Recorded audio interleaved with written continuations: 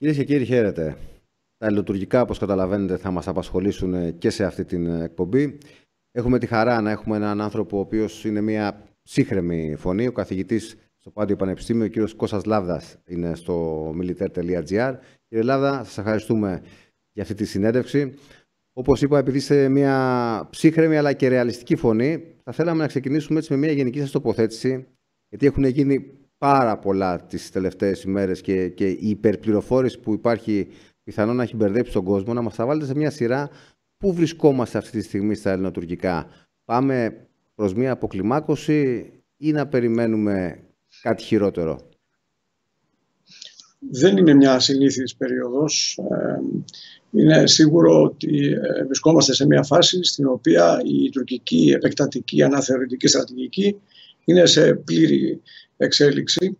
Κατά συνέπεια, είναι δύσκολο να βγάλουμε ασφαλή συμπεράσματα από προηγούμενες περιόδους των ελληνοτουρκικών δύσκολων σχέσεων για δύο βασικούς λόγους.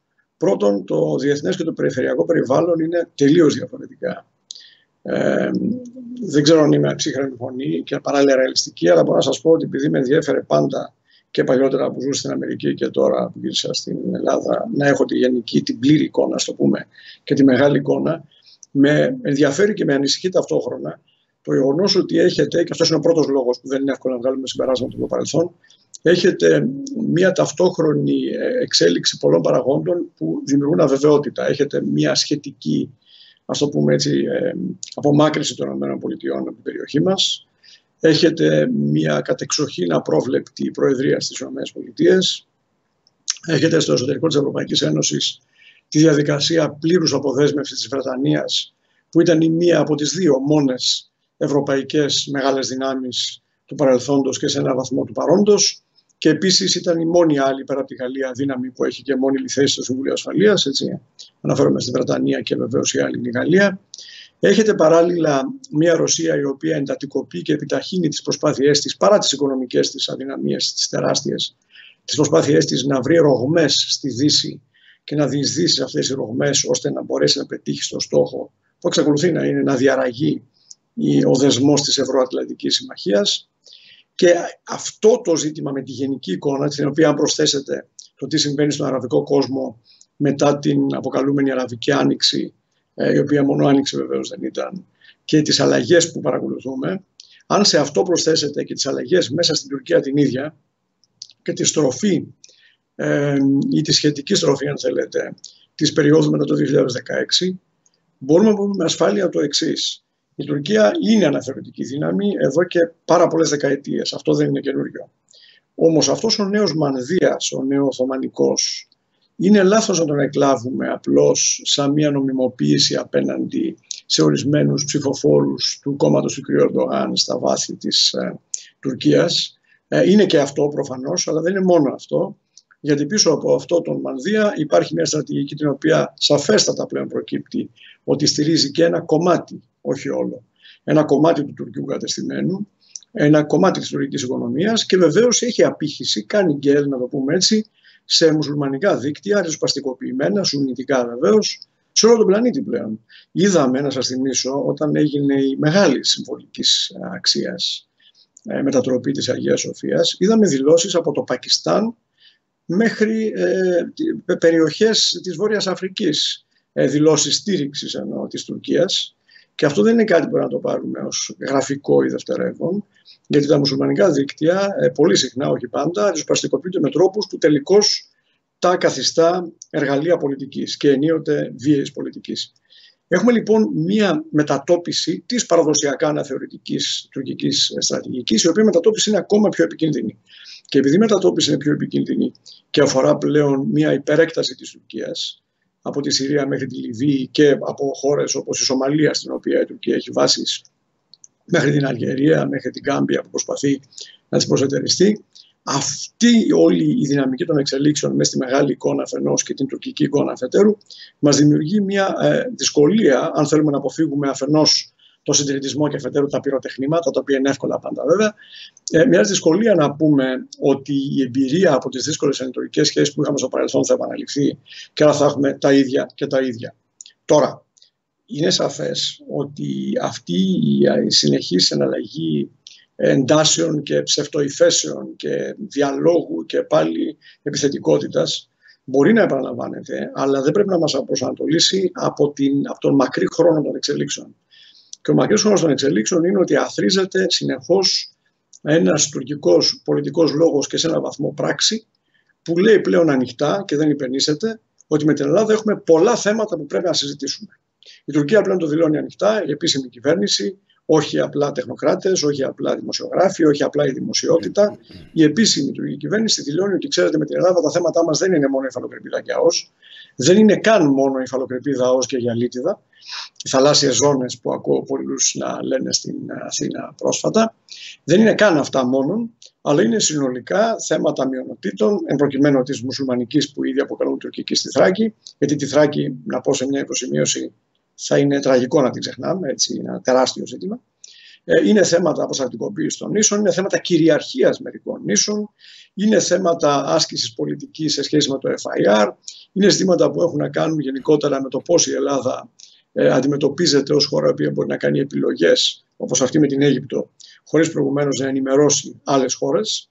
Είναι δηλαδή μια χώρα η οποία έχει κατά την Τουρκία μπει ήδη σε ένα στάδιο φινλανδοποίησης. Άρα το πακέτο είναι δυσθεώρητο πλέον. Δεν είναι καν μόνο η υφαλοκρηπίδα ως σύνεγε αλίτιδα που προφανώς εννοούν όσοι μιλάνε για θαλάσσιες ζώνες. Είναι ένα τεράστιο πακέτο.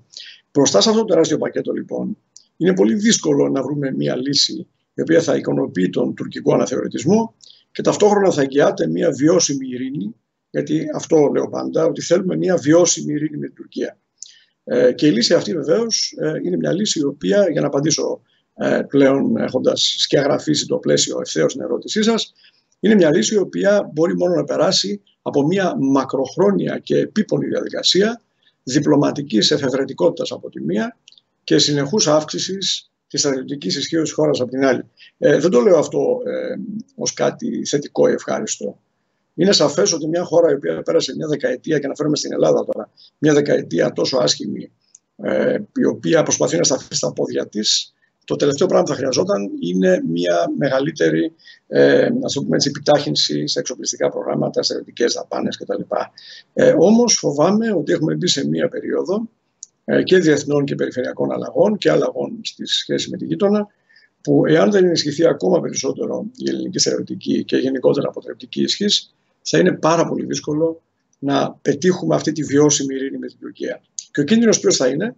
Να ζητάμε κάθε τόσο έναν απομηχανής Θεό, τον οποίο μια φορά θα θεωρούμε ότι είναι οι ΗΠΑ, την άλλη φορά η Γαλλία, κάποιοι αφελείς μπορεί να ξανασκεφτούν ενίοτε και τη Ρωσία, και σε αυτό να επενδύσουμε το ξεπέρασμα μιας ακόμα κρίσης. Θα είναι κρίμα, θα είναι λάθος και στρατηγικά θα είναι βεβαίως καταστροφικό, διότι τελικώς αυτό θα σημάνει ότι δεν θα έχουμε μια στρατηγική μακροχρόνια με την οποία να αντιμετωπίσουμε την πρόκληση της Τουρκίας σε ένα ΝΑΤΟ στο οποίο ο ηγεμόν, οι Ηνωμένες Πολιτείες, είναι πλέον μόνο, ας το πούμε έτσι, οριακά διατεθειμένος να παρεμβαίνει συνεχώς δυναμικά και να διαδραματίζει έναν ρόλο ο οποίος να προσδίδει στη συμμαχία μία δομή και μία κατεύθυνση. Αυτό λείπει σήμερα από το ΝΑΤΟ και κατά αυτή την έννοια δικαιώνεται ο Μακρόν, ο οποίος σωστά προειδοποιούσε ότι το ΝΑΤΟ μοιάζει να είναι εγκεφαλικά νεκρό. Κύριε καθηγητά, θα μείνω στη λέξη στρατηγική. Αυτό που ζούμε σήμερα με την Τουρκία δεν είναι αποτέλεσμα μιας στρατηγικής του Ερντογάν 20 ετών τουλάχιστον? Δηλαδή, το δουλεύει όλα αυτά τα χρόνια και μας έχει φέρει σε ένα αδιέξοδο. Και η βασική ευθύνη, νομίζω, η δική μας, των κυβερνήσεών μας εννοώ, όλων των κυβερνήσεων, είναι ότι δεν διαβάζαμε αυτή τη στρατηγική του Ερντογάν που την πήγαινε βήμα-βήμα, αργά αλλά σταθερά, και έχουμε φτάσει σε αυτό το αδιέξοδο. Νομίζω ότι δύο πράγματα έχουν συμβεί που είναι σημαντικά και τα δύο. Το πρώτο είναι ότι η Αθήνα τυφλώθηκε από το όραμα του εξευρωπαϊσμού της Τουρκίας. Αυτό είναι σημαντικό, γιατί πάνω σε αυτό το όραμα, ας το πούμε έτσι, χτίστηκαν, αρθρώθηκαν μία σειρά από επιμέρους τακτικές, οι οποίες είχαν να κάνουν σταδιακά και με αντιλήψεις για το πώς θα επηρεαστεί η τουρκική κοινή γνώμη, πώς θα επηρεαστεί η τουρκική οικονομία, πώς θα αλλάξει η πολιτική κουλτούρα της Τουρκίας.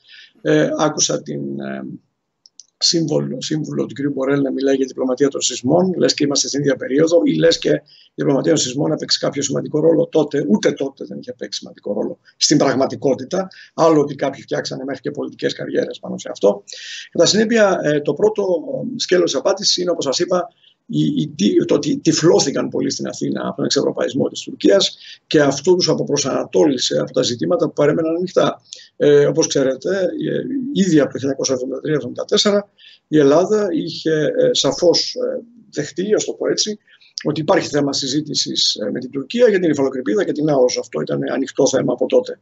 Και ξέρετε επίσης ότι σε διάφορες περιστάσεις υπήρξαν και διερευνητικές επαφές και συνομιλίες, οι οποίες κατά περιόδους συμπεριλάμβαναν και θέματα για αλήτιδα ζώνης, τα περίφημα 12 μίλια, αν θα τα επεκτείνουμε και πώς θα τα επεκτείνουμε κλπ. Όμως η πίστη στον εξευρωπαϊσμό της Τουρκίας, ανεξάρτητα αν όλοι το έθεταν με αυτούς τους όρους, το θέτω τώρα, αυτή είναι η ουσία όμως του προβλήματος, άφησε στην άκρη άλλα ζητήματα, όπως είναι ζητήματα συμμαχιών, όπως είναι ζητήματα ενεργητικής και όχι παθητικής συμμετοχής στο ΝΑΤΟ, όπως είναι ζητήματα διμερών σχέσεων με τις ΗΠΑ, με τη Γαλλία, με τη Βρετανία, με χώρες όπως είναι το Ισραήλ και ούτω καθεξής. Το δεύτερο σκέλος της εξήγησης για αυτό που λέτε είναι ότι βεβαίως η στρατηγική είναι δύσκολη έννοια, θέλει τεράστια συζήτηση, αλλά θα σας έλεγα ότι από την πλευρά της Τουρκίας η στρατηγική συνίσταται κυρίως στην αμφισβήτηση συμφωνιών, αμφισβήτηση δεδομένων και προσπάθεια κατάκτησης τετελεσμένων. Αυτό και πάλι η Αθήνα άργησε να το συνειδητοποιήσει και κατά κάποιο τρόπο έχουμε αυτό που λένε στην ψυχοθεραπεία denial, έτσι, άρνηση. Υπήρχε μια άρνηση στην Αθήνα γιατί βεβαίως συνέφερε και την πολιτική τάξη, ενίοτε και τους αναλυτές που συμμετείχαν σε μια σειρά από πολύ συμπαθητικά ευρωπαϊκά προγράμματα σε σχέση με την ανάγκη αλλεπάλληλων διευρύνσεων της Ευρωπαϊκής Ένωσης. Συνέφερε την κοινή γνώμη, την οποία άφησε σε ένα καθεστώς ευδαιμονίας, αγνοώντας τι γίνεται ακριβώς δίπλα μας, γιατί η Τουρκία δεν είναι στη θέση του Πακιστάν, είναι ακριβώς δίπλα μας. Και κατά συνέπεια η δεύτερη απάντηση έχει να κάνει με την απροσδιοριστία μιας στρατηγικής, η οποία σταδιακά ξεδιπλωνόταν ως σταδιακή αντίληψη αμφισβήτησης των συμφωνιών, των κανόνων και βεβαίως την είδαμε τελευταία με την νεοοθωμανική στροφή, ειδικά μετά το 2016, να παίρνει μια ευθέως πλέον αναθεωρητική, επίσημα αναθεωρητική εκδοχή. Οπότε θα έλεγα ότι μετά το 2016 δεν δικαιούται κανείς να είναι τόσο τυφλός απέναντι στην Τουρκία. Πριν το 2016 δεν μπορούσε να πει κανείς ότι είναι ειδικός και να παραμένει τυφλός. Αλλά σίγουρα δεν ήταν κάτι τόσο προφανές. Μπορούσαν να ερμηνευτούν πολλά πράγματα από διάφορες οπτικές γωνίες και κατά συνέπεια συνολικά η Ελλάδα προτίμησε την λογική της αυταπάτης, αν θέλετε, την οποία βεβαίως πληρώνουμε τώρα, διότι αναγκαζόμαστε να κάνουμε επιλογές πάρα πολύ γρήγορα, γιατί αυτό στο οποίο αναφερθήκατε είναι, ας το πούμε πολύ απλά, ένα δίλημμα το οποίο έχουμε. Και το οποίο είναι ένα δίλημμα το οποίο έχει κατασκευάσει η Τουρκία για μας. Δεν είναι ένα δίλημμα λόγω γεωγραφίας, όπως λένε κάποιοι. Είναι ένα δίλημμα λόγω τουρκικής πολιτικής σε τελική ανάλυση. Και αυτό είναι η επιτυχία για την Τουρκία. Και το δίλημμα είναι ή συζητάς για όλα όσα εμείς θεωρούμε ότι πρέπει να συζητήσεις, ή έχεις πόλεμο. Αυτό σε τελική ανάλυση είναι η επιτυχία της Τουρκίας απέναντί μας τις τελευταίες δεκαετίες. Ότι φτάσαμε σε κάτι τέτοιο. Και επαναλαμβάνω, ούτε η γεωγραφία φταίει, ούτε τίποτε άλλο, αλλά μια παρανόηση, για να το πω ευγενικά, της προσέγγισης την οποία ονομάσατε τουρκική στρατηγική, και δεν διαφωνώ καθόλου με αυτόν τον όρο. Απλώς λέω ότι τα στάδια και ο τρόπος ερμηνείας τους σηκώνουν πάρα πολύ μεγάλη συζήτηση. Και επίσης είναι σαφές ότι παραμένουν στο εσωτερικό της Τουρκίας κάποιες φωνές σε αυτόν τον αυταρχισμό που προσπαθούν να εκφραστούν. Είδαμε τον Νταβούτογλου, ο οποίος έχει το μεγάλο κύρος το οποίο έχει, και το πολιτικό και το ακαδημαϊκό κύρος, να ψελίζει τώρα ότι, ξέρετε, δεν πρέπει να επαφεθούμε τόσο πολύ στην προβολή ισχύως, γιατί μπορεί αυτό να οδηγήσει σε πολεμική κρίση. Ο Νταβούτογλου βεβαίως δεν έλεγε τα ίδια πριν από κάποια χρόνια, αλλά σίγουρα τώρα βλέπει, γιατί είναι ένας πολύ οξύνους άνθρωπος, ότι αν πάμε σε πολεμική σύγκρουση, ο Ερντογάν θα συνενώσει πίσω του τους πάντες, τουλάχιστον αυτούς που θα είναι ακουστοί και ορατοί, και άρα θα οδηγήσει σε ένα delirium εθνικισμού και μάλιστα μουσουλμανικού εθνικισμού όλη την τουρκική κοινωνία και το τουρκικό πολιτικό σύστημα. Άρα υπάρχουν στην Τουρκία ευτυχώς και κάποιες φωνές που όμως είναι δειλές και που όμως δεν έχουν ισχύ, που προσπαθούν τώρα, μάλλον εξαιτίας της αντίληψης ότι το δικό του συμφέρον πλέον έχει τρωθεί και πρόκειται να πληγωθεί ακόμα περισσότερο στο μέλλον, για να αποφευχθεί μια σύγκρουση η οποία, όπως είπα, θα ωφελεί μόνο το καθεστώς Ερντογάν. Δεν υπάρχει καμία εμφανία γι' αυτό. Το καθεστώς Ερντογάν θα ωφεληθεί. Το αν θα ωφεληθεί μακροχρόνια η Τουρκία είναι μια άλλη συζήτηση που να κάνουμε μια άλλη στιγμή, γιατί εκεί πρέπει να μπούμε λίγο και στην οικονομική διάσταση. Η Τουρκία θα χάσει οικονομικά, όπως θα χάσουμε και εμείς. Η Τουρκία θα χάσει ίσως περισσότερο από εμάς. Αλλά σε κάθε περίπτωση αυτή, όπως είπα, είναι μια διακριτική συζήτηση. Πάντως, ο Ερντογάν έχτισε έναν νέο στρατό όλη αυτή την 20ετία, τον οποίο το χρησιμοποιεί ως διπλωματικό μέσο πίεση επί της ουσίας. Γιατί, κακά τα ψέματα, στα χρόνια που κυβερνά την Τουρκία δεν έχουμε ζήσει μέχρι τώρα μια πολύ μεγάλη ελληνοτουρκική κρίση και ακόμα και σήμερα βλέπουμε ότι επί της ουσίας μας πιέζει στρατιωτικά για να μας καθίσει σε ένα τραπέζι διαπραγματεύσεων. Θέλω την εκτίμησή σας. Πιστεύετε ότι προτιμά να καθίσουμε σε ένα τραπέζι διαπραγματεύσεων οι δύο χώρες και να κουβεντιάσουν, ή έχει τις επιλογές του και τη Χάγη? Νομίζω ότι ο Ερντογάν θέλει πάνω απ' όλα μια νίκη χωρίς πόλεμο. Αυτό είναι η πρώτη επιλογή. Κατά συνέπεια, αν σκεφτεί κανείς με βάση τις επιλογές και τις ευχές της άλλης πλευράς, νομίζω η πρώτη ευχή θα ήταν μια νίκη χωρίς πόλεμο. Και βεβαίως ακολουθούν διάφορες άλλες. Είναι σαφές ότι μια εμπλοκή βραχυπρόθεσμη, όπως ενδεχομένως τη φαντάζονται, κανείς δεν μπορεί να το εγγυηθεί, αυτό εννοείται, είναι κάτι το οποίο το παίρνουν πολύ στα σοβαρά ως ένα θετικό σενάριο για την Τουρκία. Αλλά νομίζω η πρώτη επιλογή παραμένει νίκη χωρίς πόλεμο. Τι συνιστά για την Τουρκία νίκη χωρίς πόλεμο? Συνιστά το εξής.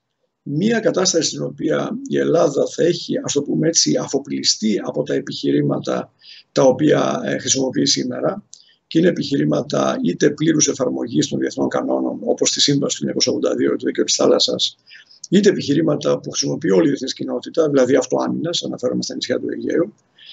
Και συνεπώς, έχοντας αφοπλιστεί από όλα αυτά, θα κάτσει να συζητήσει με ανοιχτή ατζέντα μία σειρά θεμάτων. Εφόσον το κάνει αυτό, και εφόσον βεβαίως το ελληνικό πολιτικό σύστημα και η ελληνική κοινωνία το δεχτεί αυτό, που είναι μια επίσης ενδιαφέρουσα, κάπως διακριτή αλλά κρίσιμη συζήτηση, τότε η Τουρκία θα μπορέσει σταδιακά, έχοντας παράλληλα πετύχει αυτό τον πρώτο εκφοβισμό, ας το πούμε έτσι, να εκμεύσει μία σειρά από συμφωνίες, οι περισσότερες τις οποίες, είμαι βέβαιος, θα είναι ετεροβαρείς εις όφελος της Τουρκίας. Και επίσης βεβαίως θα έχει απομονώσει την Ελλάδα από συμμάχους όπως η Γαλλία, που επενδύουν στην ελληνική ικανότητα χτισήματος ενός τείχους, το οποίο θα οδηγήσει στην ανάσχεση της τουρκικής απειλής μεσοπρόθεσμα. Αυτό θα ήταν για την Τουρκία μια νίκη χωρίς πόλεμο, και βεβαίως είναι κάτι το οποίο, όπως είπα, πρέπει να το δούμε σε πολλά επίπεδα, εν μέρη και στο επίπεδο της απομόνωσής μας από συμμάχους οι οποίοι θεωρούν ότι η Ελλάδα μπορεί και πρέπει να σταθούν στα πόδια τους. Γιατί βεβαίως όλοι μας ενδιαφερόμαστε για μια πετυχημένη διαμεσολάβηση, δεν υπάρχει αμφιβολία. Κανείς σοφρός άνθρωπος σε καμία ευρωπαϊκή χώρα, σίγουρα όχι στην Ελλάδα, δεν θα πει ότι η Γερμανική Προεδρία, που αυτή τη στιγμή είναι η Προεδρία της Ευρωπαϊκής Ένωσης, κακώς κάνει και διαμεσολαβεί. Βεβαίως καλώς κάνει, είναι ευθύνη της Ευρωπαϊκής Ένωσης και περιμένουμε να δούμε και τα αποτελέσματα. Το ζήτημα όμως είναι μεσοπρόθεσμα, και όχι απλά τι θα γίνει αύριο και την επόμενη εβδομάδα, τι είδους κύρος θα έχει χάσει η Ελλάδα αν συρθεί σε ένα τραπέζι διαπραγματεύσεων με ανοιχτή ατζέντα ή σχεδόν ανοιχτή ατζέντα, και τι θα σημάνει αυτό όχι στη Γερμανική Προεδρία σήμερα, η οποία βεβαίως θα μπορεί να πει δικαιολογημένο ότι έχει μια επιτυχία στο ενεργητικό της, αλλά τι θα σημάνει αυτό σε σχέση με χώρες όπως το Ισραήλ, όπως η Γαλλία, όπως σε έναν βαθμό η Αίγυπτος, όπως άλλες χώρες στο εσωτερικό της Ευρωπαϊκής Ένωσης, που για άλλους λόγους πέραν της Ανατολικής Μεσογείου θέλουν κάποιες συγκλήσεις, όπως είναι για παράδειγμα η Αυστρία, όπως είναι υπό προϋποθέσεις βεβαίως η Πολωνία και άλλες χώρες. Τι θα σημάνει για αυτές τις χώρες? Θα σημάνει ότι είμαστε μια τελείως ας πούμε έτσι, αναξιόπιστη δύναμη στην Ανατολική Μεσόγειο. Αυτό θα είναι νίκη χωρίς πόλεμο για την τουρκική πλευρά. Οπότε αυτό είναι για μένα η βασική επιδίωξη αυτή τη στιγμή της Τουρκίας, και βεβαίως ρισκάρει και πραγματική πολεμική σύγκρουση, την οποία δεν επιδιώκει, νομίζω, με την έννοια ότι δεν είναι η πρώτη της προτεραιότητα. Αλλά επίσης ο Ερντογάν, από το να αφήσει αυτό το αφήγημα, από το να απαγκιστρωθεί από αυτή τη φαντασίωση του νεοοθωμανισμού, προτιμά να πάει στη δεύτερη επιλογή, που είναι μια πολεμική σύγκρουση, παρά στην τρίτη, τέταρτη ή δέκατη επιλογή, που είναι μια πραγματική συζήτηση με την Ελλάδα, η οποία σημαίνει και έναν αφοπλισμό της άλλης πλευράς, της Τουρκίας, από μιλιταριστικά, εθνικιστικά και τέτοιου είδους επιχειρήματα. Οπότε είναι πάρα πολύ δύσκολο να φανταστούμε πώς υπό τις παρούσες συνθήκες μπορούμε να πετύχουμε μετά από τις διερευνητικές επαφές, αν υπάρξουν, οι οποίες είναι, όπως ξέρετε, ένα στάδιο που έχει τη σημασία του, αλλά πολύ συχνά στο παρελθόν έχει αποδειχθεί ότι δεν σημαίνει πολλά. Μετά από τυχόν διερευνητικές επαφές, είναι πολύ δύσκολο να φανταστούμε πώς με αυτή την τουρκική κυβέρνηση, με αυτή τη σύνθεση δυνάμεων στην Ευρωπαϊκή Ένωση, με αυτή την Αμερικανική Προεδρία και με αυτή την ελληνική, ας το πούμε έτσι, αμφιταλάντευση σε σχέση με το αν θέλει συμμαχίες σε βάθος χρόνου ή έναν απομηχανής Θεό κάθε τόσο για να αποφεύγει κρίσεις. Με όλα αυτά, αν θα μπορέσουμε να έχουμε μια βιώσιμη, πραγματικά βιώσιμη λύση, με ελευθερία βεβαίως και χωρίς φιλανθρωποίηση απέναντι στην γειτονική χώρα. Ο απομηχανής Θεός που τον είπατε και πριν, τον αναφέρατε και τώρα, φαίνεται ότι την τελευταία περίοδο είναι η Γαλλία. Πιστεύετε ότι κάναμε λάθος που δεν επιλέξαμε αυτό που λέω για χάρη συντομίας, το γαλλικό δρόμο, ο οποίος είχε μια δόση στρατιωτικής δράσης λίγο μεγαλύτερη από ότι ο γερμανικός? Δηλαδή η Γαλλία μας είχε προτείνει μια αμυντική συμφωνία εκτός ΝΑΤΟ. Θέλω να πω, μήπως κάναμε λάθος που δεν είχαμε μια πιο έντονη ναυτική παρουσία μαζί με τους Γάλλους από τον Ιούλιο που θα μπορούσε να έχει υπογραφεί συμφωνία και επιλέξαμε να περιμένουμε και την εξέλιξη της γερμανικής πρωτοβουλίας? Η απάντηση εδώ είναι ξεκάθαρη. Ναι, σαφώς κάναμε λάθος. Δεν υπάρχει καμία εμβολία για μένα. Να θυμίσω ότι πριν από 2 χρόνια, όχι 1-2 χρόνια, ενώπιον των συζητήσεων τότε για τη Συμφωνία των Πρεσπών, είχα γράψει, όχι απλώς πει, αλλά είχα γράψει αρκετά αναλυτικά, ότι επειδή η αρχιτεκτονική της Ευρώπης είναι ένα διερώτημα πλέον, δεν υπάρχει τίποτα δεδομένο για το μέλλον της Ευρωπαϊκής Ένωσης, εκτός από το γεγονός ότι δεν θα διαλυθεί άμεσα. Αυτό ευτυχώς, για μένα ευτυχώς, για άλλους όχι ευτυχώς, αλλά ευτυχώς είναι δεδομένο. Όμως το μέλλον της Ευρωπαϊκής Ένωσης μπαίνει στο θέμα πλέον σοβαρά τη συζήτηση του πώς θα συγκροτηθεί μετά και την αποχώρηση της μόνης άλλης δύναμης της Βρετανίας. Κατά συνέπεια, από πρόπερση διάγραφα ότι πρέπει να βρούμε μία σύγκληση με τη Γαλλία και στο ζήτημα της ευρωπαϊκής αρχιτεκτονικής. Για παράδειγμα, προσοχή στον αυτόματο πιλότο με τις διευρύνσεις ως μέσο σταθεροποίησης, Αλβανία, Βόρεια Μακεδονία, όλα αυτά τα παραμύθια ότι οι συνεχείς διευρύνσεις αυξάνουν τη σταθερότητα και παράλληλα οδηγούν σε συνεχή εξευρωπαϊσμό αυτών των χωρών. Και επίσης έγραφα σε σχέση με τη Μεσόγειο, διότι η Γαλλία είναι χώρα ως ναυτική δύναμη η οποία έχει γνησίως, ας το πούμε έτσι, έντονα και συνεχή ενδιαφέροντα και συμφέροντα στην περιοχή μας. Είναι χώρα για την οποία επουδενή δεν συμφέρει την ίδια, ακόμα και αν βγάλουμε από την εξίσωση το θέμα των ελληνογαλλικών σχέσεων για μια στιγμή, έτσι, που το θεωρώ μεγάλο θέμα, αλλά λέω ας το βγάλουμε για τη λογική του επιχειρήματος. Και αν αφαιρέσουμε λοιπόν από την εξίσωση τις σχέσεις Παρισίων-Αθήνας, η Γαλλία την απασχολεί γνησίως, ενώ τη Γερμανία καθόλου, μάλλον αντιθέτως, την Ισπανία καθόλου, μάλλον αντιθέτως, το να μην υπάρξει αύξηση τουρκικής ηγεμονίας στην Ανατολική Μεσόγειο. Κατά συνέπεια, επιχειρηματολογούσα ήδη από πρόπερση, όχι πέρσι, είναι σαφές ότι πρέπει να βρούμε συγκλήσεις με τη Γαλλία και αναφορικά με το μέλλον της ευρωπαϊκής αρχιτεκτονικής, η οποία δεν μπορεί να διευρύνεται επάπειρον, πρέπει να βαθύνει, αν πράγματι θέλουμε να επενδύσουμε σε αυτήν, ή αλλιώς να το ξαναδούμε, και σε σχέση με την Μεσόγειο και την ελληνική άμυνα. Γι' αυτό σας είπα πριν από 2 λεπτά ότι η απάντησή μου είναι ένα ξεκάθαρο ναι. Ήταν λάθος.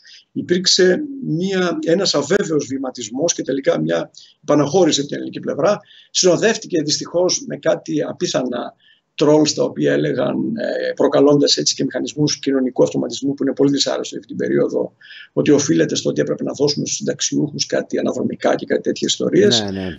Αυτά ήταν ειλικρινώς θλιβερά. Μια αστεία δικαιολογία, ναι. Μια, όπως ακριβώς το λέτε, μια αστεία δικαιολογία, η οποία επίσης ήταν και άδικη απέναντι στην κοινωνία, η οποία δικαιούται να ξέρει 5 πράγματα, έτσι, αντί να σπαράσεται στο εσωτερικό της και να αλληλοκατηγορούνται οι κοινωνικές ομάδες. Ανεξαρτήτως όμως από την αστεία αυτή δικαιολογία, η ουσία παραμένει ότι ναι, ήταν λάθος. Νομίζω ότι βεβαίως έπρεπε παράλληλα να ενθαρρύνουμε την κυρία Μέρκελ και τη Γερμανική Προεδρία να κάνει τη δουλειά της. Είναι Προεδρία, περιμένουμε να κάνει τη δουλειά της και έχουμε κάθε λόγο να την ενθαρρύνουμε και να την ευχαριστήσουμε γι' αυτό. Αλλά ήταν τελείως λάθος να θεωρήσουμε ότι μια τέτοια παρέμβαση θα οδηγούσε στην ανάσχεση της τουρκικής στρατηγικής στην περιοχή μας. Η Τουρκία έχει ιδιαιτέρως ενοχληθεί από τη Γαλλία. Είναι προφανές αυτό. Είναι επίσης σαφές, σε μένα τουλάχιστον, ότι όταν τελειώσει αυτός ο δυσάρεστος γύρος διαπραγματεύσεων μεταξύ Βρετανίας και Ευρωπαϊκής Ένωσης και σταδιακά αρχίσει ένας νέος βηματισμός, όχι εύκολος, καθόλου εύκολος, από το 2021, μέσα στον πρώτο-δεύτερο χρόνο, τα ήδη πολύ ισχυρά σε σπερματική μορφή στοιχεία έντονης γαλλοβρετανικής αμυντικής συνεργασίας θα αναπτυχθούν περαιτέρω. Είναι σαφές, αυτό φαίνεται ήδη από πέρσι και πρόπερσι, ότι πολλά σχέδια γαλλοβρετανικής αμυντικής συνεργασίας θα αναπτυχθούν όταν τελειώσει αυτή η περίοδος στην οποία η Γαλλία οφείλει να μιλάει ως Ευρώπη και η Ευρώπη ως Γαλλία. Και συνεπώς το ζήτημα Γαλλία και Ευρώπη έχει μέλλον, πιστεύω, εν μέρη και λόγω της μοναδικότητας της αμυντικής της ικανότητας, πυρηνικής της ικανότητας, της δυνατότητας να πετυχαίνει αποτελέσματα με τη χρήση και των δυνάμεών της μόνον σε διάφορες περιοχές του πλανήτη και η Βρετανία θα ξαναβρει ένα βηματισμό με τη Γαλλία, νομίζω πάρα πολύ καλό. Για πολλούς λόγους έχουμε κάθε συμφέρον και κάθε γνήσιο ενδιαφέρον να συντονιζόμαστε με την Γαλλία. Όχι ως απομηχανίστευο σε μια κρίση, γι' αυτό το τονίζω, γιατί υπό αυτή την έννοια και με τα ήμια θεωρήσαμε την Αμερικανική Προεδρία, γιατί τότε η Προεδρία ήταν διαφορετική, ήταν παρεμβατική, ήταν στο τηλέφωνο. Μερικές φορές ξαγρυπνούσε κιόλας. Έτσι, ακριβώς το αντίθετο της σημερινής. Τώρα δεν ξέρω αν θα σηκώσει το τηλέφωνο. Αν θα σηκώσει κάποιος το τηλέφωνο, ναι. Ακριβώς αυτό που λέτε. Κατά συνέπεια, ο κάθε απομηχανίστευος είναι λάθος για μια χώρα η οποία σέβεται τον εαυτό της. Αντιθέτως, μια συμφωνία η οποία έχει ένα βάθος χρόνου, η οποία περιλαμβάνει και την ευρωπαϊκή διάσταση και την βεβαίως αμυντική και σε αυτή τη φάση κυρίως μεσογειακή διάσταση, με μια χώρα όπως η Γαλλία, έχει πάρα πολύ ιδιαίτερο ενδιαφέρον και μέλλον, κατά τη γνώμη μου. Επειδή θίξατε το θέμα της οικονομικής κατάστασης της Τουρκίας, για την οποία διαρκώς ακούμε ότι είναι υποκατάρρευση και όντως έχει σημαντικά προβλήματα. Έχει, αλλά το ακούμε επί χρόνια αυτό. Επί χρόνια, ναι. Ναι. Από την άλλη, υπάρχει ένας θυμός στην ελληνική κοινή γνώμη για τη στάση των Ευρωπαίων. Γιατί συνδυάζονται αυτά τα δύο. Υπάρχει ένα σενάριο, δεν ξέρω πόση βάση έχει, εσείς θα μας πείτε, ότι ο Ερντογάν για τους Ευρωπαίους είναι πιθανόν μια εναλλακτική λύση, η νέα Κίνα, να το πω έτσι. Και είναι κάτι που το παλεύει ο Ερντογάν, ότι εν πάση περιπτώσει, αν θέλετε να αποσυρθείτε από την Κίνα, μπορείτε να έρθετε στην Τουρκία και να έχετε τα ίδια ημερομίσθια με πολύ καλύτερες συνθήκες για τις βιομηχανίες σας. Πιστεύετε ότι είναι κάτι το οποίο το παλεύει ο Ερντογάν και από την άλλη αυτή είναι και η βασική αιτία για την οποία οι Ευρωπαίοι δεν θέλουν να τον ενοχλήσουν? Νομίζω ότι το θέμα σχέσεων Ευρώπης-Τουρκίας είναι ένα θέμα το οποίο δεν έχει συζητηθεί όσο πρέπει, γιατί δυστυχώς όταν το συζητάει κανείς πέφτει πάνω σε νάρκες, ας το πω έτσι. Σε μια σειρά άρθρων από χρόνια, 3-4 χρόνια, έλεγα ότι το μέλλον των σχέσεων Ευρώπης-Τουρκίας προφανώς μας συμφέρει να είναι υπαρκτό, αλλά μας συμφέρει να είναι υπαρκτό μπαίνοντας σε ένα νέο καλούπι, το οποίο και πάλι στην πραγματικότητα σε ένα βαθμό συγκλίνει με τις αντιλήψεις της Γαλλίας, η οποία ήθελε και εξακολουθεί ευτυχώς να θέλει να ξαναβάλει στο προσκήνιο αντί των διευρύνσεων μια σειρά ειδικών συμφωνιών. Το λέω αυτό. Κατά την άποψή μου, την έχω υποστηρίξει στο παρελθόν, το ίδιο θα πρέπει να ισχύει για την Αλβανία, το ίδιο θα πρέπει να ισχύει για τη Βόρεια Μακεδονία, το ίδιο θα πρέπει να ισχύει για άλλες χώρες που είναι στο κατόφλι. Αλλά αυτό είναι μια διακριτή συζήτηση και δεν θα ήθελα να ταλαιπωρήσω τους τηλεθεατές μας. Θα έλεγα όμως το εξής τώρα, ότι σε σχέση με την Τουρκία, επειδή η Τουρκία δεν πρόκειται βεβαίως να εξαφανιστεί από το χάρτη και επειδή η Ευρώπη έχει συμφέροντα στην Τουρκία, όπως έχουμε και εμείς, γιατί όπως γνωρίζετε έχουμε εμπορικές σχέσεις με την Τουρκία αναπτυγμένες και αρκετές χρονιές και απολύτως πλεονασματικές, όπως επίσης γνωρίζετε. Κατά συνέπεια, κανείς από εμάς στην Ευρώπη δεν θέλει να εξαφανιστεί η Τουρκία ή να στραφεί απολύτως στην Κίνα ή, ας το πούμε δευτερευόντως, στη Γαλλία, στη Ρωσία. Ό,τι και αν σημαίνει αυτή η στροφή στη Ρωσία, που οικονομικά δεν σημαίνει πολλά πράγματα. Επειδή λοιπόν το θέλουμε αυτό και επειδή παράλληλα πρέπει να πετύχουμε μια ανάσχεση αυτής της πάρα πολύ επικίνδυνης τουρκικής, μιλιταριστικής, επεκτατικής και αναθεωρητικής στρατηγικής, πρέπει να περάσουμε μέσα από μια κρίση σχέσεων με την Τουρκία. Δεν υπάρχει άλλος δρόμος για μένα. Η οποία κρίση θα ξαναστρώσει το τραπέζι, ας το πούμε έτσι, θα ξαναμοιράσει την τράπουλα, σε μια βάση όμως η οποία θα είναι πολύ πιο μόνιμη. Δηλαδή ότι και η Ευρώπη θα σταματήσει να παριστάνει ότι η τουρκική πρόθεση που παραμένει μέχρι σήμερα που μιλάμε, η πρόθεση επίσημη της κυβέρνησης ότι ενδιαφέρεται για πλήρη ένταξη στην Ευρωπαϊκή Ένωση είναι ψευδής, και όσες χώρες εξακολουθούν να, ας το πούμε έτσι, θοπεύουν αυτή την φιλοδοξία κάποιων τουρκικών κύκλων, επίσης φέρονται παραπλανητικά. Ανταυτού πρέπει, έστω περνώντας μέσα από μια κρίση, η Ευρώπη και η Τουρκία να βρουν ένα νέο τρόπο μέσα από μια ειδική συμφωνία, ένα ειδικό καθεστώς, το οποίο θα μπορέσει να χρησιμοποιηθεί και από αρκετές ευρωπαϊκές, ας το πούμε έτσι, επιχειρηματικές και άλλες ομάδες, οι οποίες ενδιαφέρονται για τις επιχειρηματικές και άλλες και δυνατότητες παραγωγής στην Τουρκία λόγω του χαμηλού ή σχετικά χαμηλού εργατικού κόστους, λόγω των συνθήκων. Όλο αυτό δεν μπορούμε να το αγνοήσουμε. Κανείς σόφρον άνθρωπος στην Ευρώπη σήμερα δεν λέει ότι πρέπει να αγνοήσουμε τον παράγοντα Τουρκία. Δεν γίνεται όσο και αν το θέλουμε κάποιοι. Αυτό όμως που επίσης δεν γίνεται είναι να εξακολουθήσει η αυτή πάρα πολύ, ας το πούμε έτσι, παραπλανητική και ιδιαιτέρως επώδυνη διαδικασία, όπου η Ευρώπη παριστάνει ότι αντιμετωπίζει την Τουρκία ως δυνητικό μέλος, η Τουρκία παριστάνει πως ενδιαφέρεται και εξακολουθεί να κοροϊδεύει την Ευρώπη ότι έχει ενδιαφέρον για πλήρη ένταξη και εξευρωπαϊσμό. Και στο πλαίσιο αυτό εκβιάζει με το μεταναστευτικό. Φοβάμαι ότι είναι μπροστά μας ένα νέο κύμα εκβιασμών με το μεταναστευτικό. Φέρεται όπως φέρεται σε σχέση με χώρες όπως είναι η Ελλάδα, η Κύπρος και όπως βλέπουμε, εάν χρειαστεί οποιαδήποτε άλλη χώρα. Να πω εδώ σε παρένθεση ότι φαντάζομαι η Πέμπτη Γαλλική Δημοκρατία θα είχε σπανίως ακούσει τέτοιο καταιγισμό προσβολών σε πολύ σύντομο διάστημα από μια άλλη χώρα υποτίθεται σύμμαχο όπως είναι η Τουρκία στο ΝΑΤΟ. Οπότε αυτό είναι ένα φαινόμενο το οποίο κάπως πρέπει να αντιμετωπιστεί έστω και μέσα από μια κρίση των σχέσεων Ευρώπης-Τουρκίας, ώστε να ξαναμοιραστεί η τράπουλα και να πάμε σε μια συμφωνία ειδική για μια ειδική σχέση που θα συμφέρει βεβαίως την Τουρκία, γιατί έτσι γίνονται πάντα αυτά τα πράγματα, αλλιώς δεν μπορεί να συμφωνήσεις. Θα συμφέρει όμως την Ευρωπαϊκή Ένωση και θα μας αποδεσμεύσει εντελώς από ψευτοεπιχειρήματα. Τα έχω ακούσει και αυτά, ενδεχομένως και από συμβούλους ανθρώπων. Θυμάμαι, δεν έχει νόημα να το πούμε στον αέρα, αλλά και από συμβούλους ανθρώπων που έχουν θέσει κλειδιά στο ευρωπαϊκό, ας το πούμε έτσι, οικοδόμημα σήμερα, ότι η Τουρκία μπορεί να χρησιμοποιηθεί πάρα πολύ, γιατί είναι πάρα πολύ αξιόμαχη, μπορεί να χρησιμοποιηθεί και την ευρωπαϊκή άμυνα. Έτσι, ακούστε επιχείρημα πολύ ενδιαφέρον. Το οποίο όμως έχει ακουστεί και σε κύκλους, ας το πούμε έτσι, στις παρυφές της ευρωπαϊκής επίσημης εξουσίας. Αν φύγουμε από όλα αυτά τα κωμικοτραγικά, μπορούμε να δούμε την Τουρκία ως πραγματικά μια ενδιαφέρουσα οικονομική περιοχή. Οι σχέσεις μας μαζί της ενδέχεται να πρέπει να περάσουν από μια κρίση, πόσο μεγάλη κρίση θα το δούμε, ώστε να ξαναμοιραστεί η τράπουλα. Γιατί η σημερινή διαδικασία είναι μια διαδικασία που και εμάς ως Ελλάδα δεν μας συμφέρει καθόλου. Νομίζω ότι είδαμε τα αποτελέσματα της Γερμανικής Προεδρίας. Θα τα ξαναδούμε βεβαίως, γιατί η Γερμανική Προεδρία θα συνεχίσει τους επόμενους μήνες. Φοβάμαι ότι τα αποτελέσματα αυτά στην καλύτερη περίπτωση, μακάρι να είμαι πολύ απεσιόδοξος και να διαψευστώ, στην καλύτερη περίπτωση θα μας οδηγήσουν σε μια συζήτηση η οποία θα είναι είτε αδιέξοδη είτε επώδυνη για μας. Γιατί οι συζητήσεις έχουν νόημα όταν είναι μέσα σε ένα πλαίσιο, όταν το πλαίσιο αυτό έχει και κάποιες εγγυήσεις. Ρωτήσατε για τη Χάγη και δεν θέλω να φανεί ότι εκφεύγω. Μία από τις εγγυήσεις που η ελληνική πλευρά πάντοτε σκεφτόταν, δεν είναι καινούριο αυτό για να είμαστε δίκαιοι, είναι η Χάγη. Η ελληνική πλευρά έλεγε κατ' επανάληψη στην Τουρκία ότι ελάτε να συζητήσουμε για την υφαλοκρηπίδα και την ΑΟΣ.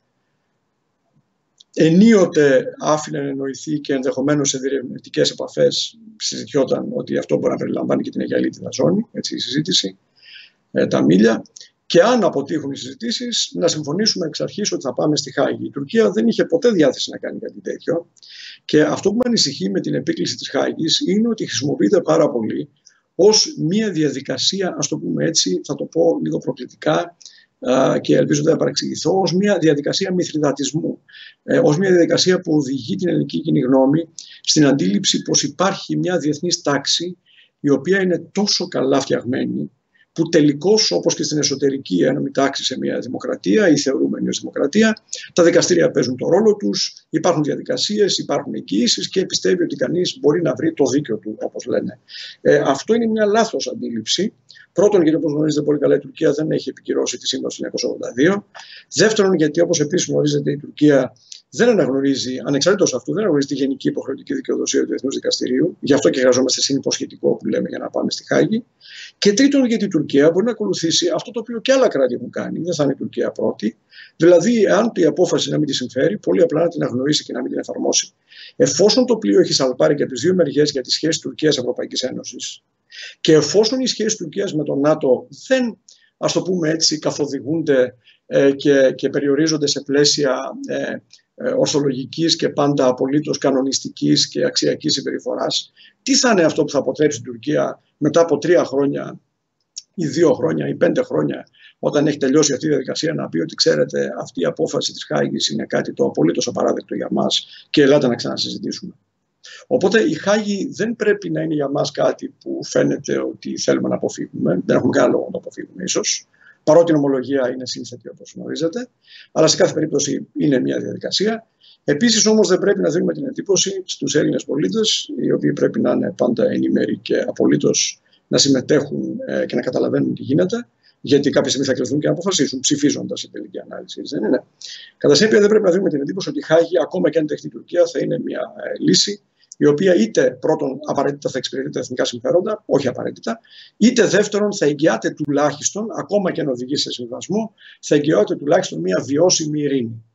Δεν το βλέπω έτσι, γιατί η Τουρκία μπορεί να αρνηθεί να εφαρμόσει ένα αποτέλεσμα το οποίο δεν την συμφέρει. Τώρα, έχοντας πει όλα αυτά, να ξεκαθαρίσω ότι η ελληνική θέση τόσα χρόνια, που ήταν κατά βάση αυτή, δηλαδή έλατε να συζητήσουμε Κεφαλοκρηπίδα και ΑΟΣ, ίσως και για Λίτιδα, και αν δεν καταλήξουμε κάπου πάμε στη Χάγη, ήταν μια θέση η οποία είχε τη λογική της. Γιατί ξέρετε, είναι άλλο πράγμα να τη συζητάμε σε έναν ενδοελληνικό κύκλο, είναι άλλο πράγμα να τη συζητάμε στη Washington, άλλο στις Βρυξέλλες, άλλο στο Παρίσι, άλλο στο Βερολίνο, άλλο στο Τόκιο και το καθεξής, και άλλο στη Μόσχα. Εκεί λοιπόν τουλάχιστον επικοινωνιακά και ως δημόσια διπλωματία έδινε την αίσθηση και σωστά ότι η Ελλάδα θέλει διαδικασίες, θεσμούς και είναι μια χώρα που θέλει σταθερότητα, θέλει προβλεψιμότητα και δεν θέλει να παριστάνει τον ταραξία, σε αντίθεση με την Τουρκία. Οπότε η απάντηση μου για τη Χάγη οφείλει να είναι κάπως σύνθετη, γιατί το θέμα είναι σύνθετο. Και θα παραλάβω ότι αυτό που όμως σίγουρα δεν πρέπει να σημαίνει η Χάγη είναι τον εκμαυλισμό της κοινής γνώμης. Την εντύπωση ότι με τη Χάγη έτσι έχουμε ανακαλύψει τη λιδία λίθο για τα ενωτηρικά προβλήματα. Δυστυχώς δεν είναι έτσι. Τώρα ο μέσος Έλληνας πολίτης ανησυχεί για το εξής.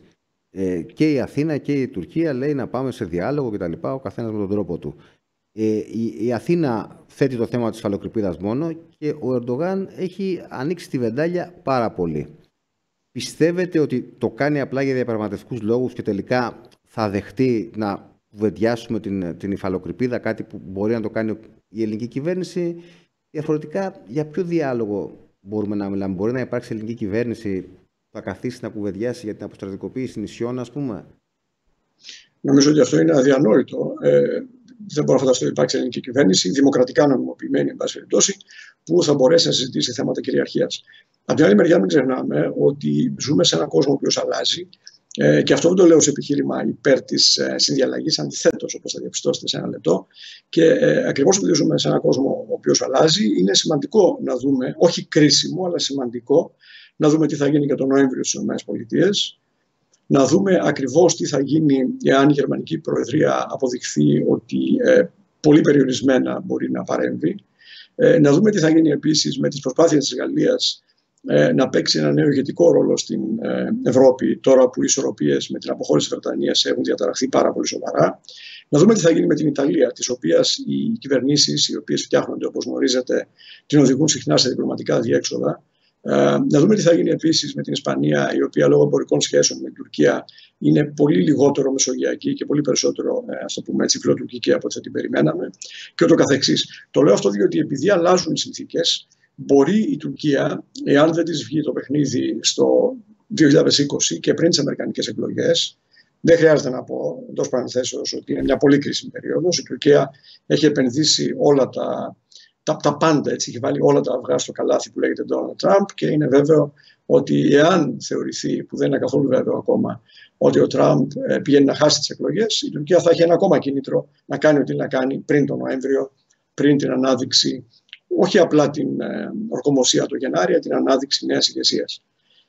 Κατά συνέπεια, οι συνθήκες μπορεί να αλλάξουν προς το καλύτερο ή το χειρότερο για μας, και εάν οι συνθήκες αλλάξουν προς το καλύτερο για μας, εάν για παράδειγμα το παιχνίδι της Τουρκίας στη Λιβύη δεν της βγει, εάν για παράδειγμα η Τουρκία στη Συρία πιεστεί, γιατί μέχρι στιγμής δεν έχει πιεστεί επαρκώς τουλάχιστον, εάν για παράδειγμα οι εσωτερικές φωνές οι οποίες ζητούν ένα άλλο μείγμα πολιτικής, και δεν αναφέρομαι στην οικονομική πολιτική μόνο, αναφέρομαι και στην αντιμετώπιση των συμμαχιών, εάν για παράδειγμα η Ρωσία δεν θελήσει να παρέμβει ακόμα πιο έντονα στην περιοχή μας, πράγμα το οποίο εύχομαι, γιατί το να μην παρέμβει, γιατί η μεγαλύτερη παρέμβαση της Ρωσίας θα σημάνει ακόμα μεγαλύτερες δυνατότητες για τη Ρωσία να εκβιάζει τον ΝΑΤΟ για να κρατηθεί κοντά του. Εάν όλα αυτά συμβούν, τότε μπορούμε να πούμε ότι αν περάσει το 2020 σχετικά ανώδυνα, μπορούμε να μπούμε σε μια συγκυρία η οποία να είναι προτιμότερη για τα ελληνικά συμφέροντα. Αυτή τη στιγμή πάντως είναι η άποψή μου, και κρίνεται όπως όλες οι απόψεις. Δεν βλέπω τι έχουμε να κερδίσουμε μπαίνοντας σε μια συζήτηση με την Τουρκία, διότι οι συνθήκες δεν είναι καλές. Είναι πολύ εύκολο για όλους μας να επαναλαμβάνουμε ότι ο Ερντογάν είναι απομονωμένος. Σε έναν βαθμό είναι, αλλά είναι απομονωμένος ως παίκτης, ως δρόν μιας χώρας η οποία βάζει όρους, η οποία αυτή τη στιγμή έχει στρατό σε 8 διαφορετικές χώρες πέρα από την ίδια και μερικές πολύ απομακρυσμένες, η οποία παίζει με μουσουλμανικά δίκτυα σε διάφορες περιοχές του κόσμου και κερδίζει συμπάθειες, και η οποία, καλώς ή κακώς, αυτή τη στιγμή η άποψη για την παραμονή της στο ΝΑΤΟ παραμένει προτεραιότητα στο εσωτερικό της συμμαχίας. Αυτή είναι μια πραγματικότητα που δεν μας αρέσει, όπως μπορεί να μας αρέσει η βροχή, αλλά ισχύει αυτή τη στιγμή. Εάν λοιπόν οι συνθήκες δεν αλλάξουν, ώστε η Τουρκία να πιεστεί ουσιαστικά, τότε νομίζω ότι πρέπει να προτιμήσουμε, ας το πούμε έτσι, την φθορά του χρόνου από μια άμεση λύση, η οποία δεν θα είναι καλή λύση για τα ελληνικά συμφέροντα. Και η αντίληψη ότι η άμεση λύση είναι πάντως καλύτερη από το να χρονίζει ένα πρόβλημα είναι μια αφελής αντίληψη, γιατί εξαρτάται από το πεδίο στο οποίο το εφαρμόζουμε αυτό. Έτσι. Υπάρχουν πεδία όπως είναι το ασφαλιστικό, όπως είναι ζητήματα αντιμετώπισης της βραχυπρόθεσμης ανεργίας, όπως είναι ζητήματα που έχουν να κάνουν με το δημόσιο χρέος, στα οποία ενδεχομένως μια τέτοια άποψη να έχει κάποιο νόημα. Για σχέσεις με χώρες αναφορετικές και αρκετά ισχυρές, όπως είναι η γείτονη Τουρκία, η άποψη ότι καλύτερα να βρούμε μια λύση τώρα παρά να χρονίζει το πρόβλημα είναι συνήθως μια άποψη, κατά με, είτε αφελής είτε ύποπτη. Ύποπτη με την έννοια ότι θέλει να, ας το πούμε έτσι, αγνοήσει όχι απλά την αλληλεγγύη των γενεών, δηλαδή τι Ελλάδα θα αφήσουμε στους επόμενους, που δεν μπορούμε να το ξεχνάμε, έτσι, αλλά και την αλληλεγγύη, ας το πούμε έτσι, ακόμα και των διαφορετικών στιγμών της ζωής μας. Γιατί μια λύση της ζωής ημών των ιδίων, γιατί μια λύση μπορεί να μας φανεί καλή τον Οκτώβριο του 2020, μπορεί να αποδειχθεί με τις συνθήκες του 2022 ότι ήταν μια λύση βεβαιασμένη, την οποία βιαστήκαμε, ενώ οι συνθήκες μπορεί να ήταν καλύτερες μετά από 2 χρόνια. Κατά συνέπεια, θα σας έλεγα ότι δεν είμαι αισιόδοξος για καλές λύσεις βραχυπρόθεσμα. Δεν είναι οι συνθήκες κατάλληλες. Πρέπει να δούμε τι θα γίνει στις αμερικανικές εκλογές. Πρέπει να ενισχύσουμε ακόμα περισσότερο την ελληνική αποτρεπτική ισχύ και το βασικό της στοιχείο που είναι η στρατιωτική δυνατότητα της χώρας.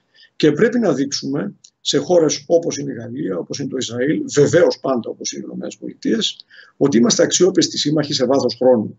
Και όχι απλά ότι αναζητούμε όταν το πράγμα φτάνει στα τελευταία κρίσιμα δευτερόλεπτα, γιατί δευτερόλεπτα είναι για την ιστορία των εθνών αυτά τα οποία ζούμε τώρα, ότι όταν φτάνουμε εκεί προσπαθούμε να πιαστούμε από κάπου. Δεν δείχνει αυτό σε πραγματικά σημαντικούς διεθνείς παίκτες ότι είμαστε σοβαρή δύναμη. Και η Ελλάδα αξίζει να προβάλλει τον εαυτό της ως μια αξιόπιστη, σταθερή, ήρεμη, αλλά σοβαρή δύναμη στο πλαίσιο το οποίο βεβαίως μπορεί να κινηθεί και το οποίο νομίζω ότι μπορεί και πρέπει να ενισχυθεί. Να σας δώσω ένα παράδειγμα, το οποίο αφορά και αυτό που ρωτήσατε.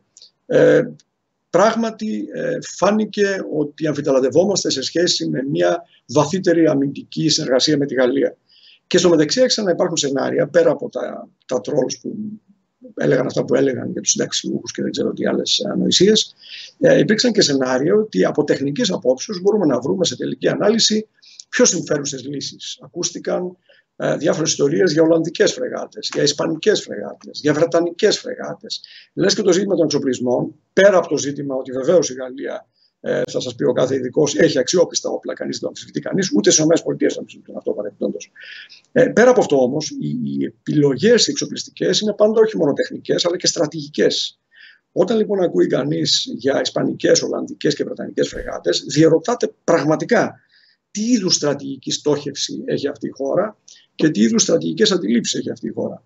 Και για να μην φανεί ότι για κάποιο μυστηριώδη λόγο είμαι τόσο φιλογάλλος, να θυμίσω ότι όταν συζητιόταν η νέα διμερή συμφωνία με τις ΗΠΑ, ήμουν από εκείνους, όχι, δεν ήμασταν λίγοι, στο συγκεκριμένο θέμα, σε άλλα ήμασταν πολύ λίγοι, αλλά στο συγκεκριμένο θέμα δεν ήμασταν λίγοι, που λέγαμε για παράδειγμα αυτά τα Arleigh Burke που λέτε ότι μπορεί να συζητήσουμε 2 από αυτά σπουδαία πλοία, βεβαίως θέλουν πλήρωμα πολύ, βεβαίως έχουν κόστος, αλλά άμεσα μπορείτε να μας στείλετε σε 1-2 μήνες κάποια σκάφη. Δεν τα είδαμε ποτέ στις ΗΠΑ. Εάν μπορούσαμε να τα δούμε από τη Γαλλία, αυτό θα μετρούσε νομίζω. Έτσι, και πάλι, αν τα δούμε από τις ΗΠΑ, και πάλι θα μετρήσει και το εύχομαι. Είναι πολύ πιθανό και ο Πομπέο δραστηριοποιείται, ο Υπουργός της Άμυνας, που δυστυχώς δεν είναι πλέον ο Μάτης, δραστηριοποιείται όσο μπορεί.